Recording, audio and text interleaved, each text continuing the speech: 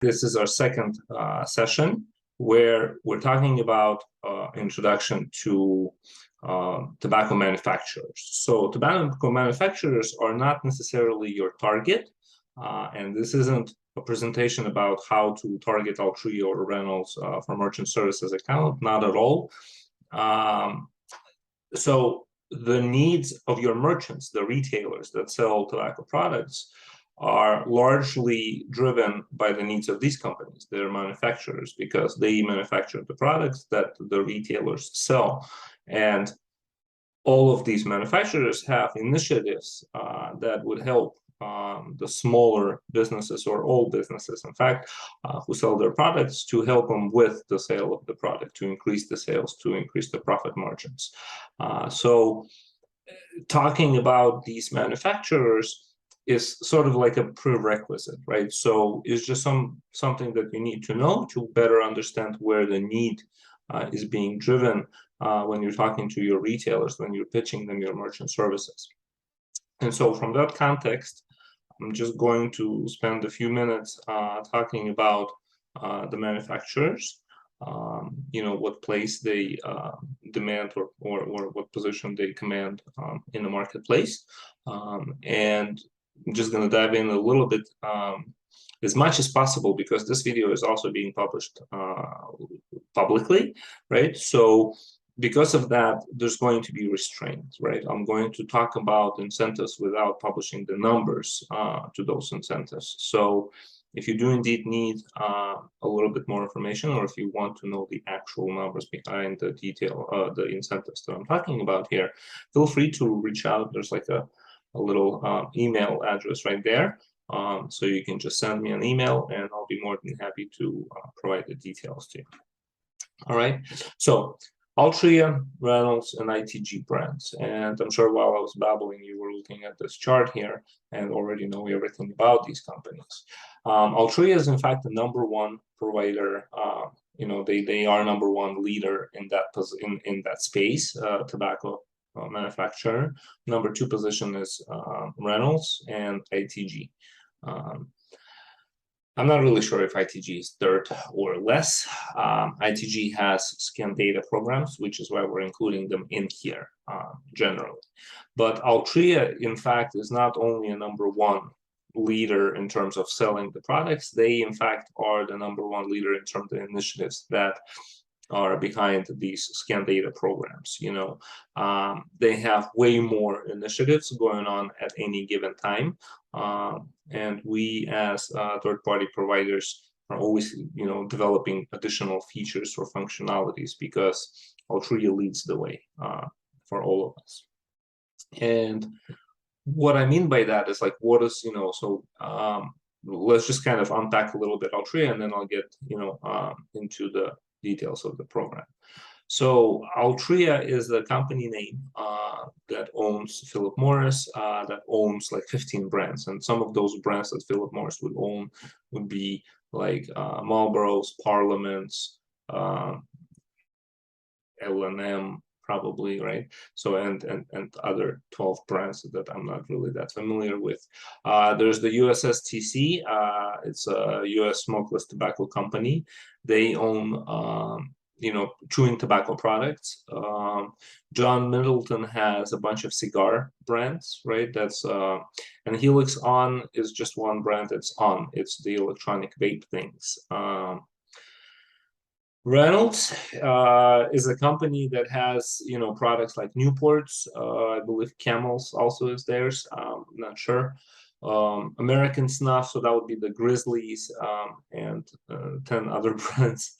Santa Fe Natural, that's American Spirit. There's like a line of different American Spirit brands. And Views is the electronic brand, vape stuff, competitor to Helix On. ITG brands is, so I found that they have 9 brands for cigarettes. Winston would be one of them.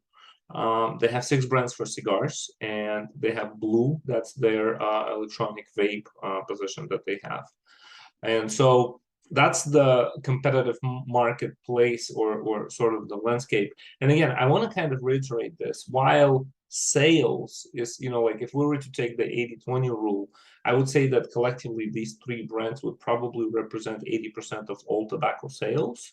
But if you were to look at the shelf space, there would be hundreds and hundreds of brands that are not mentioned or owned by these companies that would fill the rest of the 20% of the sales. So that's kind of how it breaks down. There's definitely, startups and innovation and growth movement and pivoting in tobacco sphere altogether. It is not by any means a dying industry.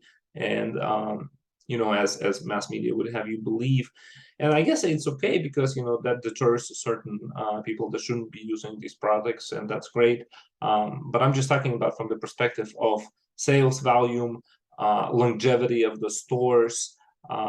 These are very healthy businesses. Okay, so now let's deep dive into Altria. Altria Tobacco Scan Data Program details. So reporting. What is tobacco scan data? It's basically a transaction level data reporting to this company, right? So imagine a merchant who has a Clover point of sale, and so they're selling products, and there's transaction level details about that, about those sales. And what Altria is asking for is the reporting of transaction level sale. There's no consumer. There's really no identifying information points there.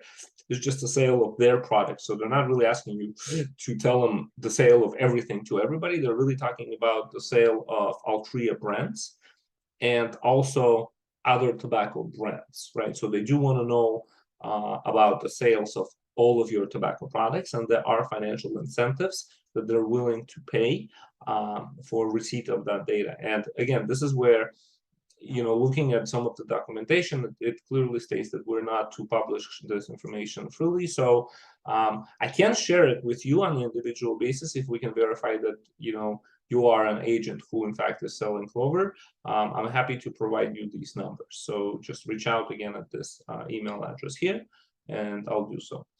Multi-pack discounts. And okay, so the reporting is basically the baseline, right? So a merchant gets onboarded, and they begin reporting data to Altria, and they begin getting incentives for that data. And then once that happens, Altria will just pack more and more benefits into that relationship, because then they'll say there is the multi-pack discounts. What are the multi-pack discounts? If you go to any a C-store, convenience store, you'll see the advertisement of buy 2 packs of Marlboro and get a discount, right? So multi-pack is that you buy 2, you get a discount, and that program is offered by basically the division of Altria that's Philip Morris. So that'll be your Marlboro products, and then USTCC, that will be your chewing tobacco products. So all of those, and again, it's important to note that the entire program is very alive, right? So all of these programs, they have the begin date and the expiration date, and then they're replaced by other programs. Sometimes they will renew without any changes, but sometimes there'll be changes. And so sometimes new programs come on board, and they also have time frames. And so all of these things have time frames and dollar amounts that are very specific. So it's not one of those things, oh, just plug in and just see how much money you get. No. There's contracts in place, and the details of the discounts that you can offer and then get rebates for are very much in place. And again, I can share that information with you if you can reach out to me, verify your identity as an agent that sells Clover devices, merchant services, and then we can talk details. Okay, so multi-pack discounts is a discount that is issued to a consumer that buys 2 packs of, let's say, Marlboro products, and those can be mixed now. Used to be not that they were not able to mix, and this is where program evolves. Like there used to be a rule that you had to buy 2 exactly the same packs of Marlboro to get a discount. Today you can actually get Marlboro Red, Marlboro Silver, and get your discount.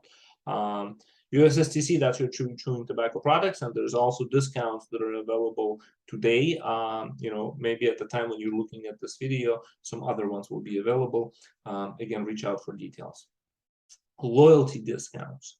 These discounts are offered by the merchant to the consumer in addition to quantity specifications, like a customer has to buy 2 packs, let's say, or maybe 1 pack, sometimes that's fine. They also have to share last 6 digits of the phone number or the phone number in general. So basically, the requirement for the discount to be triggered for the loyalty discount, it has to be the consumer has to provide their phone number. Now, these programs today are offered by Philip Morris. Philip Morris's, loyalty discounts, USSTC, smokeless tobacco chewing products, right, and Helix On, that's the vape, electronic vapes. All of these companies. So there's like 5 or 6 different programs that would fit into these 3 brands here that are currently available, and then the geographical, positioning comes into play. Some programs are available in some states and not available in other states. And again, it's very detail specific. So, feel free to reach out and we can talk the details. And then there's the consumer digital trade. For the most of us providers, it's just coming to play right now. Altria has recently announced the details about this program, but in a nutshell, it has the ability to offer a coupon, to put a coupon in the hands of the consumer on behalf of the merchant, on behalf of Altria from the merchant, right? So it would look like this. There would be an app that the consumer has, and in that app, there would be a coupon that's available for, let's say, $1 off on Marlboros. And that $1 off for Marlboro would be offered from select stores, from participating stores, so it would be branded by the store and Marlboro, right? And so that then that coupon, it has to be sort of tied to the retailer, so that when the retailer accepts it, they get a rebate. And so that's also a program that just recently been released by Altria, and we're all kind of just finishing up the development of the availability of that. And so that's Altria, again, very much a leader in scan data, digital trade, everything that's related to helping all merchants standardize and push the product as much as possible, and do so in a way that, like, to you, the agents, this is not a threat, because they're not after your merchant services account in any way, and if anything, they will help you solidify your relationship with the merchant, because this program requires onboarding, and after onboarding, it's ever evolving. So it's very hard to switch your hardware if you've already been set up for all of this. Okay, so that's Altria. Reynolds is the second player in terms of sales. They're considered the second largest tobacco manufacturer in the United States. And in terms of initiatives for tobacco scan data, I would say also they are the second player. They just this year, July, is when they've announced the loyalty program, but they do have reporting incentives. And they have incentives for other brands. In fact, ITG is done in concert with Reynolds, right? So we can't do ITG on its own, but in fact, it is both programs that get implemented at the same time, and their pricing also reflects that. But the point is that people that do Reynolds automatically are reporting ITG items, and there's the rebates that they can get as long as they sign the additional contract for ITG, which we'll get into in a minute. But because I've talked about this already in the context of Altria, these are very similarly based programs, right? In the sense that there's a reporting mechanism, there's onboarding mechanism. It's important to note that onboarding for Reynolds is far more lengthier then onboarding for Altria. Altria will onboard a merchant within a couple of weeks and put them in production and sign contracts and start doing discounts. Reynolds will take anywhere between 4 to 6 months to get to that same state. And there'll be different levels of testings that I'll get into detail in the context of our service that we're offering. But basically what we need to know now is that they do have reporting. There is multi-pack discounts that Reynolds today offers, and it's mostly for Newport brand multi-pack discounts. And they've come up with a loyalty program that's, it appears that it's gonna continue to evolve. But today it's basically for everyday low price loyalty program. So there's going to be like a broad spectrum of products that is available for discount when customers provide customer information, become loyalty customers. The pricing, there's discounts. And again, the dollar amounts are available, and I'm more than happy to share those dollar amounts with you if you're able to reach out to me and validate or identify yourself as a sales agent for Clover. And then we can share that information with you. I can share that information with you. Vuse is the electronic vape. It's a competitor to Altria's Helix On, right? And there's a loyalty component to it as well. And Grizzly is the competitor to the USSTC line. That's the chewing tobacco product that's also very strong with Reynolds.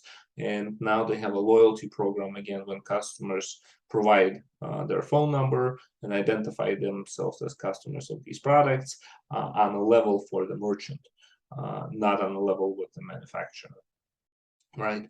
Then there is financial incentives to the customer and the merchant. And ITG, again, so it's important to know that ITG is today sort of being ran as a value add, right? Like you sign up for Reynolds and you get ITG. You can sign up for ITG on its own. It's gonna, but they have only reporting incentive component. There is no known multi-pack discounts for ITG brands, and there are no non-loyalty discounts for ITG brands at the moment. And so I've just kind of left it this way because I'm not really sure how long this video is going to stay published and when you will see it, what year it is right now. And so because of that, let's just say that at the time of recording that there were no discounts for multi-pack or loyalty, but it'd be prudent to reach out and find out maybe there is now. And so this kind of explains a little bit about the programs, right? So the merchants can participate. These are all voluntarily based programs, but because of the way the relationship between the merchant and the manufacturer is structured, and the desire for the manufacturers to standardize their product perception in the eyes of the consumer, yes, these programs are voluntary, but if you take a look at how much income they generate or how much they increase the profit margin for the merchant, I would argue that these programs are very much a requirement. The retailers, the standalone tobacco merchants are in the one main business, which is tobacco products or tobacco related products. And so you'll see they'll be bleed into glass for vape products, but they'll still be considered like standalone because that's pretty much all they carry is tobacco related products. It'd be cigarettes, cigars, electronics, and accessories, and I've seen them to get at least the ones that we are targeting or servicing. I would say that on average they would be 1 to 5 locations, and their store size would be smaller, right? 200 to 400 square feet. The C-store operators are really in the many different kinds of businesses, right? So they'll sell tobacco products, they'll also sell lottery products, they'll sell alcohol and non-alcoholic beverages. They'll engage in check cashing. Some of them even will have like a deli section. And as I talk about these stores, you probably start seeing them, right? Like you start noticing, okay, well, I know that store in this location that has that configuration. And so the the last section is going to be corporate chains, your Krogers, your Publix, the big operators, where tobacco is a very, very small set of the products that they generally offer. And you probably can't approach that group anyways. And then the reason why you can't approach it, because we're talking about all of this in the context of selling Clover and merchant services, right? So Clover generally is not a good fit for big corporate chain environments, so this is your focus here. And I think that 80% of the market is still that is going to fall into these categories. And easily there's 320,000 merchants that are of this configuration in the United States. And so let me just kind of remind you real quick. As you remember, we've gone through, the requirements for scan data that is driven by, these three manufacturers, Altria, Reynolds, and ITG. And we briefly discussed, well, actually in detail, we discussed about the program for Altria, for Reynolds, and what ITG does today. And right now, we're here and we're talking about the retailers that sell these tobacco products. But as you can see, they don't always just sell tobacco products, and more often than not, they sell other things. And so for you as a agent and ISO, it's important to understand the whole picture, not just oh, here's the program, here's the tobacco, let's show up and throw up. That's not going to work. And so this is another slide that I want to show you that kind of expands the needs and sort of explains everything that you can possibly run across when you're pitching merchant services on Clover to these groups of merchants here. So let's kind of go through this. So this section right here is the scan data part and how to read this, right? So we have Altria, we have Reynolds, and we have ITG. And like I mentioned before, Altria will get the merchants onboarded within 1 to 2 weeks, right? So that's how long the onboarding process will take. Reynolds will take 4 to 5 months to onboard a merchant.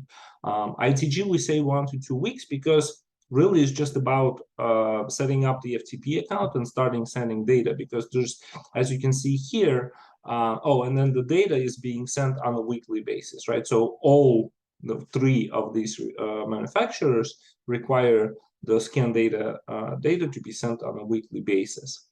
Multi-pack discounts and the loyalty discounts, annually stables. And what I mean by that is that, whatever like Altria and Reynolds, they both have multi-pack discounts that they run. And what we know, or at least what historically, like in retrospect, it looks like that they continuously run these discounts throughout the year. So Newport would be for Reynolds, that's available throughout the year, and Philip Morris multi-pack Marlboro discounts would be available for Altria throughout the year. The loyalty discounts are available throughout the year, but there are quarterly renewable programs. So every quarter, both Altria and now Reynolds, recently they've come out with their first release in July of 2022. And so now both manufacturers, Reynolds and Altria, comes up with a quarterly program that has its own unique identifiers that dictates the rules and the dollar amounts for, and the products that apply to those discounts for merchants who wish to offer the loyalty program to their customers. Age verification is pretty much across the board, right? So it's not only just for tobacco manufacturers. Lottery merchants also required to age verify, because 18 and older for lottery, and for alcoholic beverages it's 21 and older. So there needs to be a solution to verify age when you're pitching this this industry here. Consumer digital coupons. I want to explain this a little bit. So consumer digital coupons, the way we learned about this opportunity is definitely when it was initiated by Altria. That's how we learned about it. And in this context, we are currently finishing up development for this program, but there are other providers that we can help with this in the meantime, and we can catch up. But in the meantime, what it's about is the ability for manufacturer and retailer together be able to present a consumer with a coupon digitally via an app that's installed on a consumer. So customer gets an app that was promoted by the retailer, right, the store, and then in that app, manufacturer along with that retailer would push coupons that the consumer can redeem at these specific locations. So that's basically the model. And the reason why I've expanded it, because it turns out, like when we started working on this opportunity, developing it, there is merit to that kind of marketing to a retailer, regardless of Altria. Let me give you an example. Say Altria comes up with some coupons and they push those coupons to the retailer. Well, we have retailers that run discounts in their stores. It would benefit them to publish these discounts as something that's available to consumers, to consumer app, and then bring more customers. So it just exposes visibility to discounts in general. Ultimately, that's what it's about. And since we, well, let me stop myself here and not pitch quite yet, but that's what consumer digital coupons are about. It's when a coupon or a discount is offered on a digital platform on a consumer hands, like via an app, and it's redeemable at the retailer store. And there's an option for the manufacturer also to push the coupons. And so that's the opportunity, and that's definitely a need in the marketplace if you are going to be pitching this area, right? Like the manufacturer, not manufacturers, but the retailers of tobacco products, which include C-stores and let me refresh who it includes. Standalone tobacco merchants, C-store retail operators, and grocery and other retailers, right? So, consumer digital coupons. Cash payouts. Well, cash payouts has really nothing to do with the tobacco. This comes into play for the lottery merchants, right? So let's say a retailer sells tobacco products and lottery, then you need to think of a solution for cash payouts. However, there are other reasons why a merchant will need to have a cash payout, and it's not only a lottery. Sometimes it's vendor payout, sometimes it's owner drive, because remember, we're dealing with very, very small retailers here, right? So this could be operators of a single location or a couple of locations, and it wouldn't be that unusual or infrequent when a merchant would get into the cash register and draw some cash from it. And recording it would make it for a cleaner bookkeeping. So definitely a need, right, for that. And that's why that's here, cash payouts. So vendor payouts is when, a smaller vendor brings in merchandise and wants to get paid cash on delivery situation.